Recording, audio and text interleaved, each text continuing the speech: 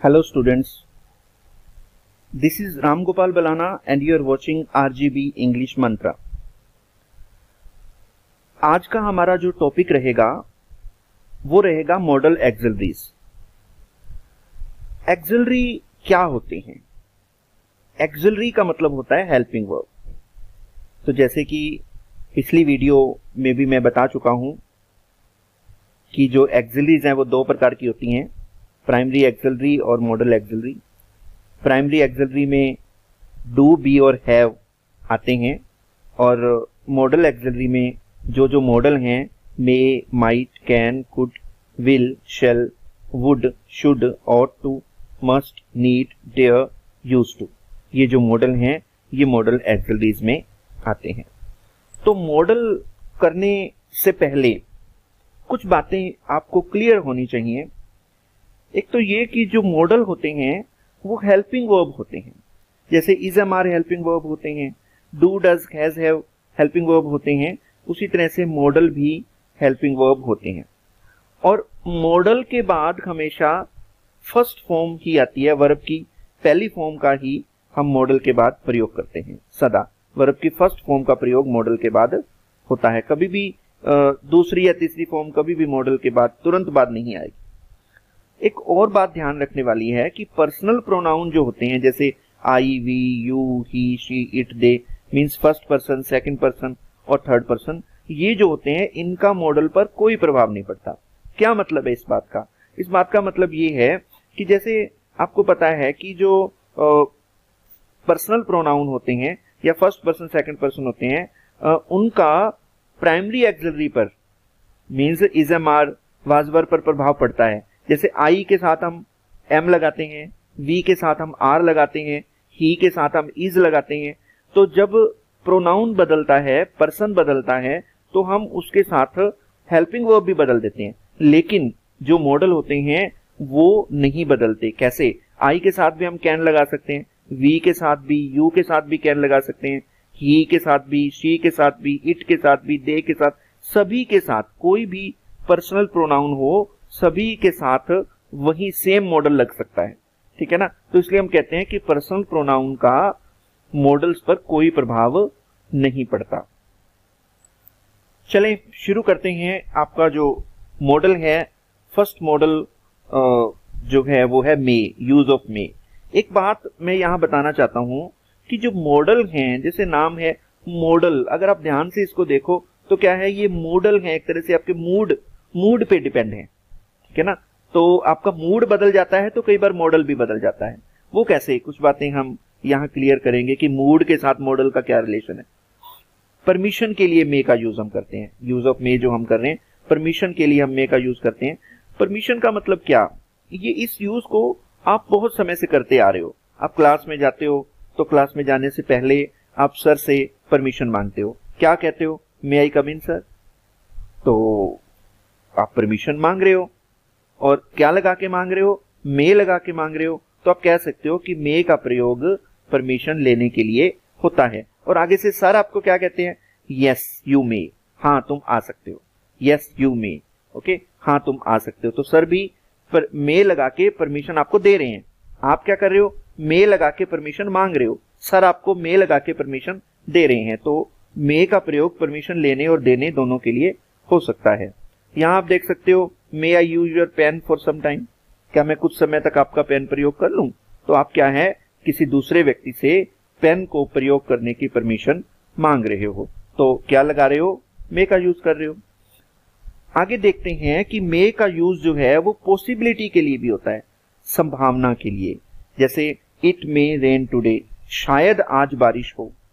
अब देखिए और ध्यान रखना, ये जो संभावना होती है, मे वाली जो पॉसिबिलिटी होती है वो पॉसिबिलिटी तीव्र होती है, तेज पॉसिबिलिटी होती है, ज्यादा पॉसिबिलिटी होती है। इट मे रेन टुडे, इसका मतलब ये है कि आज बारिश आने की संभावना ज्यादा है।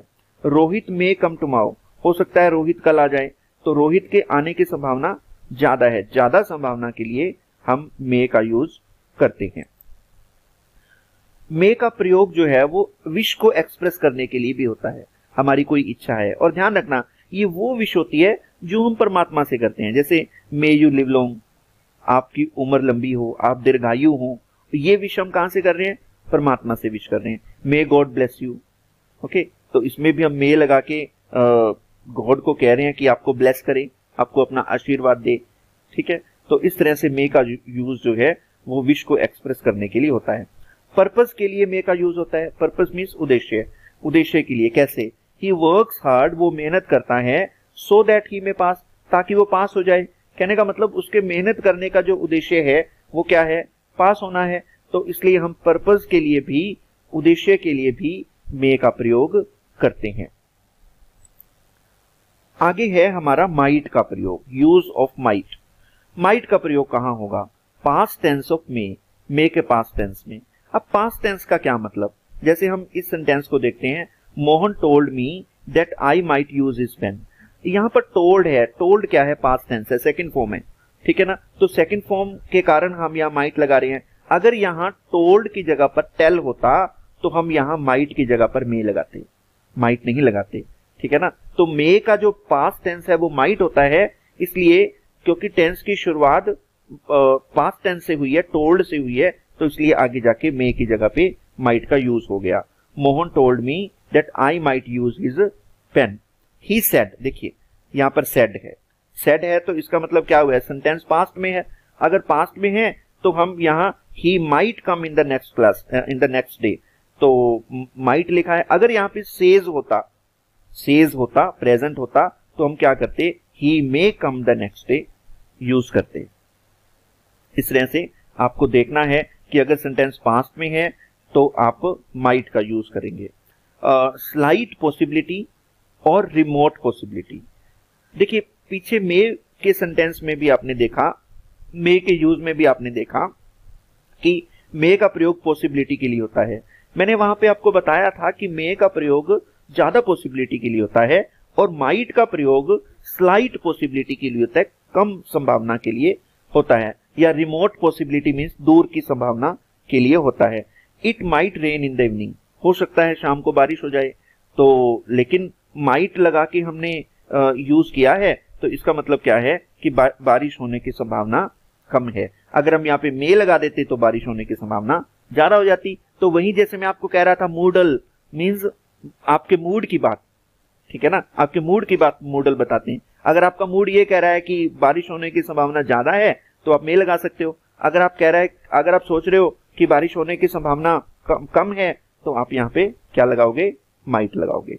ही माइट कम टुमारो, हो सकता है वो कल आ जाए, लेकिन क्योंकि हमने माइट यूज किया है इसका मतलब क्या है कि उसके आने की संभावना कम है। यूज ऑफ कैन, हम कैन का प्रयोग कहां करते हैं? प्रेजेंट एबिलिटी के लिए, वर्तमान योग्यता के लिए हम कैन का प्रयोग करते हैं। I can solve this sum very easily, मैं इस सम को बड़ी आसानी से सोल्व कर सकता हूं। कहने का मतलब क्या है कि मेरे में योग्यता है, प्रेजेंट में योग्यता है इस सम को सोल्व करने की। Ritu can dance very well, Ritu बड़ा अच्छा डांस कर सकती है, तो रितु में योग्यता है, वर्तमान में योग्यता है। किस बात की योग्यता है? बहुत अच्छा डांस करने की उसमें योग्यता है। ओके, तो इस तरह से प्रेजेंट एबिलिटी के लिए हम कैन का यूज करते हैं। परमिशन के लिए भी कैन का यूज होता है। यू कैन गो नाउ, अब तुम जा सकते हो। You can leave the papers here and go, तुम यहाँ पेपर को छोड़ सकते हो और जा सकते हो। अब देखिए परमिशन के लिए हमने पीछे मे का यूज भी किया था, तो मे और कैन में फिर क्या अंतर हुआ? मे का प्रयोग जो हम करते हैं वो हम्बलनेस को व्यक्त करने के लिए करते हैं। जैसे हम कहते हैं मे आई कम इन सर, हम ये भी कह सकते हैं can I come in sir. लेकिन मे आई कम इन सर और can I come in sir में अंतर ये है कि अगर हम मे लगा के परमिशन मांग रहे हैं तो हमारी ज्यादा हम्बलनेस का पता लगता है। ये पता लगता है कि हम सभ्य आदमी हैं, हमें भाषा में बोलचाल का पता है। और इसी तरह से अगर आप कैन लगा के can I come in sir कहोगे तो सामने वाला जो है वो समझ जाएगा कि आपको भाषा की जो नियम है उसका पता नहीं है, आप में हम्बलनेस नहीं है। ठीक है ना, तो मे का प्रयोग जो है वो ज्यादा हम्बलनेस को प्रकट करता है। आप ये भी कह सकते हो कि अगर हम अपने से छोटे को परमिशन दे रहे हैं तो आप कैन लगा के परमिशन दे सकते हो। अपने से छोटी उम्र का है तो उसको भी आप कैन लगा के परमिशन दे सकते हो। You can leave the papers here and go, तुम यहाँ पेपर्स को छोड़ सकते हो और जा सकते हो। कुड का प्रयोग हम कहां करते हैं? कुड का प्रयोग एक तो हम करते हैं पास्ट टेंस ऑफ कैन में। कैन का पास्ट टेंस हो तो हम कुड लगा देते हैं। Suresh asked if he could bring his dog in. देखिए आस्क्ड से क्या पता लगा कि सेंटेंस जो है वो पास्ट में है, इसलिए अगर यहाँ पे आस्क होता तो हम यहाँ क्या लिखते, कैन। हमें पता है कैन का पास्ट कुड होता है, तो जब ये पास्ट में सेंटेंस हो गया तो यहाँ पे क्या हो गया, he could bring his dog in.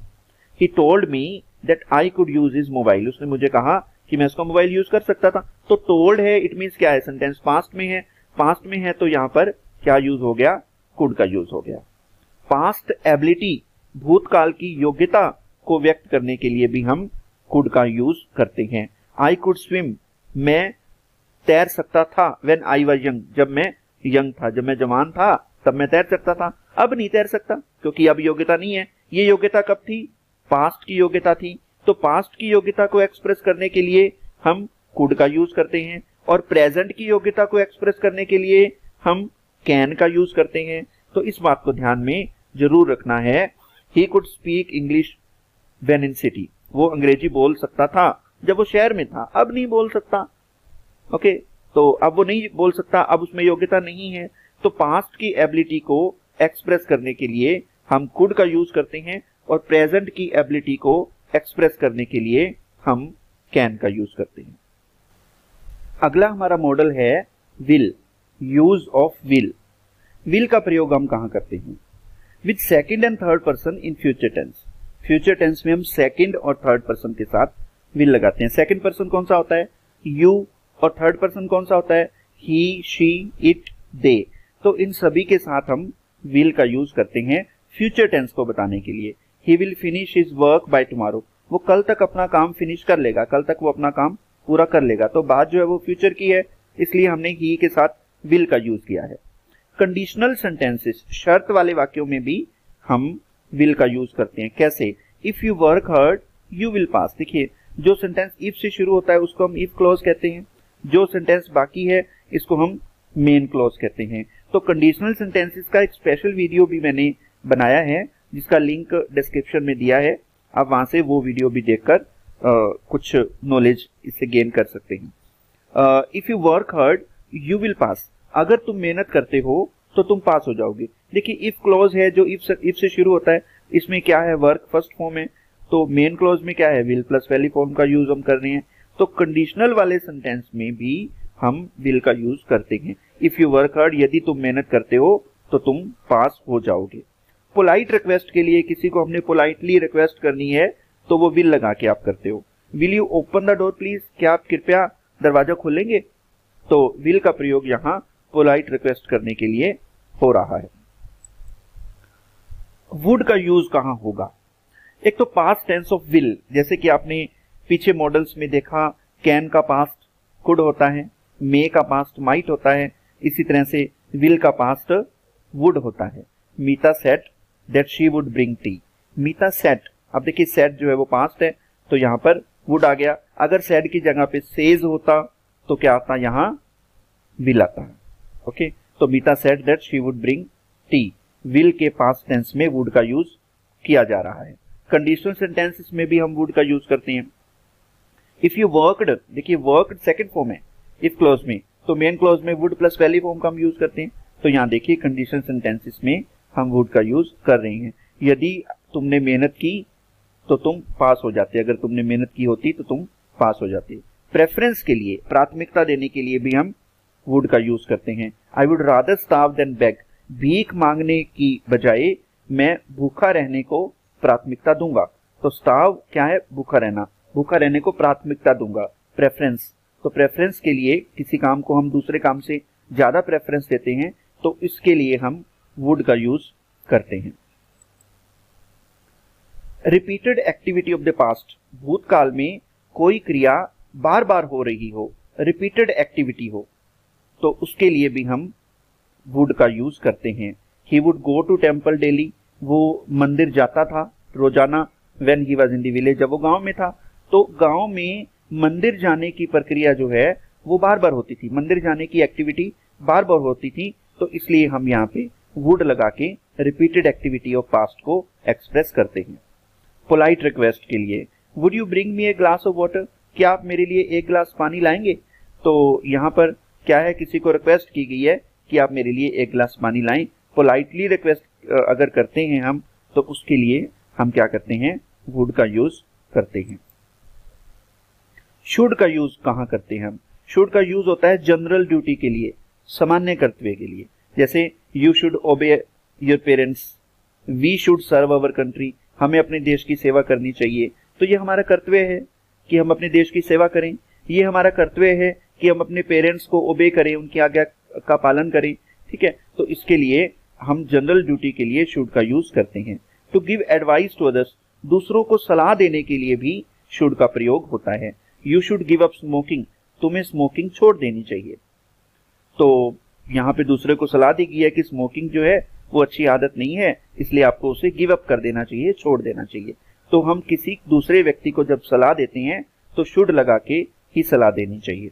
After लेस्ट to express fear, लेस्ट के बाद डर को व्यक्त करने के लिए भी शुड का प्रयोग होता है। एग्जाम्पल आप देख सकते हैं, वॉक स्लोली, धीरे चलें, लेस्ट यू शुड फॉल, ऐसा ना हो कि तुम गिर जाओ।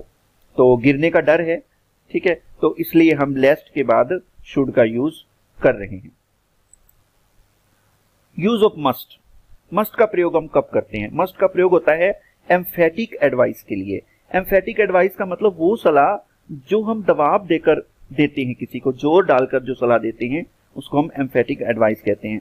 You must consult some good doctor, तुम्हें किसी अच्छे डॉक्टर से जरूर सलाह लेनी चाहिए। क्यों? As your illness seems very serious, क्योंकि आपकी जो बीमारी है वो बड़ी गंभीर दिखाई देती है। ठीक है, तो क्योंकि बीमारी गंभीर है इसलिए डॉक्टर से आपको जो मिलना है, कंसल्ट करना है, वो जरूर कंसल्ट करना चाहिए। ये सलाह हम एम्फेटिकली दे रहे हैं, जोर देकर दे रहे हैं, इसलिए ऐसी सलाह के लिए हम मस्ट का यूज करते हैं। कंपल्शन के लिए मस्ट का यूज होता है जब कोई चीज हमारे लिए कंपल्सरी हो। You must go to school today, तुम्हें आज स्कूल जाना पड़ेगा, you must go to school today. ठीक है ना, तो यहाँ पे स्कूल जाना जो है कंपल्सरी है। ठीक है ना, तो इसलिए यहाँ पर मस्ट का प्रयोग किया जा रहा है। नेसेसिटी, आवश्यकता के लिए भी मस्ट का प्रयोग होता है। You must take an umbrella, तुम्हें अपने साथ अम्ब्रेला लेकर जाना चाहिए, एज इट इज रेनिंग, क्योंकि बारिश हो रही है। तो जो अम्ब्रेला की जरूरत है, अम्ब्रेला की नेसेसिटी है, इसलिए हमें अपने साथ अम्ब्रेला लेके जाना चाहिए क्योंकि जरूरत है। तो इसलिए हम मस्ट का यूज यहां पर कर रहे हैं। Use of ought to, ought to का प्रयोग भी शुड जैसा होता है। अगर हम ऑट टू की जगह पर शुड लिख देंगे तो भी वाक्य बिल्कुल सही होगा। जैसे ये सेंटेंस है, हम शुड का प्रयोग जनरल ड्यूटी में करते हैं, तो शुड का प्रयोग ऑट टू वाले मॉडल में भी किया जा रहा है। We ought to respect our elders, हमें अपने एल्डर्स की रिस्पेक्ट करनी चाहिए। अगर हम ऑट टू को हटाकर इसकी जगह पे we should respect our elders कर दें तो वो भी सही रहेगा। ठीक है, तो इसलिए क्या है, लेकिन क्या होता है जब एग्जाम में आप देखते हो वी के बाद डैश और फिर टू रिस्पेक्ट अवर एल्डर्स, तो फिर हम अकेले ऑट के स्थान पर शुड नहीं लगा सकते, फिर हमें ऑट ही लगाना पड़ेगा क्योंकि टू जो है वो बाहर है, ब्लैंक से बाहर है। ऑट टू को हम शुड से रिप्लेस कर सकते हैं, सिर्फ ऑट को हम शुड से रिप्लेस नहीं कर सकते। तो इसलिए we ought to respect our elders, हमें दूसरों का सम्मान करना चाहिए। ये जो ऑट टू है इसका प्रयोग शुड की तरह जनरल ड्यूटी के लिए होता है। डिजायरेबल प्रोबेबिलिटी, डिजायरेबल प्रोबेबिलिटी का मतलब क्या है? इच्छा योग्य संभावना, वो संभावना जिसकी हम इच्छा भी करते हैं।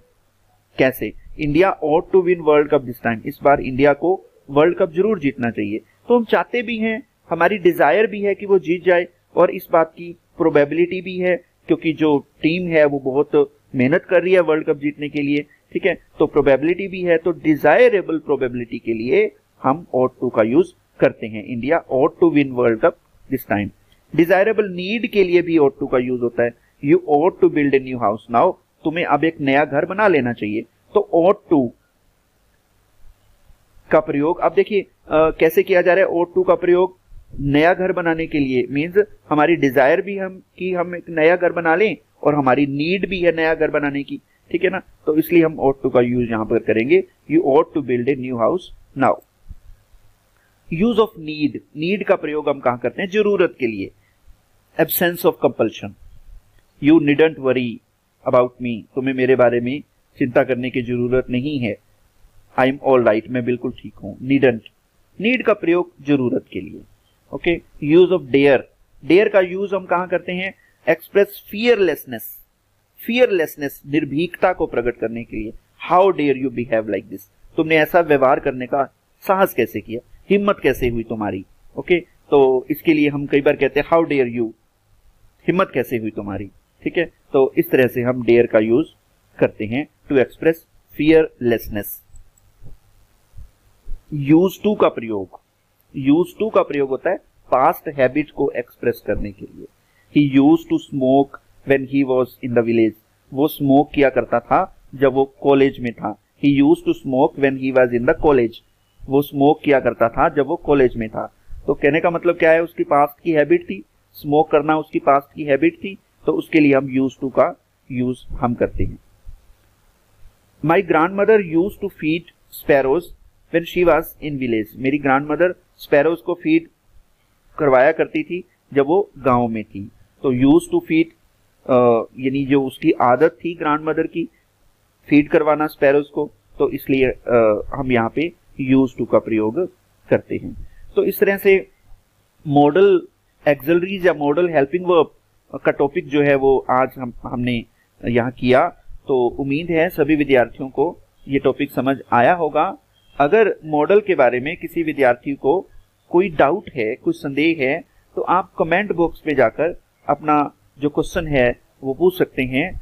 और इसके साथ अगर आपको ये वीडियो पसंद आई है तो आप इस वीडियो को लाइक करें, शेयर करें, इस चैनल को सब्सक्राइब करें और दूसरे विद्यार्थियों को भी इस आरजीबी इंग्लिश मंत्र जो आपके लिए विशेषकर बनाया गया है इसको देखने के लिए कहें। थैंक्स।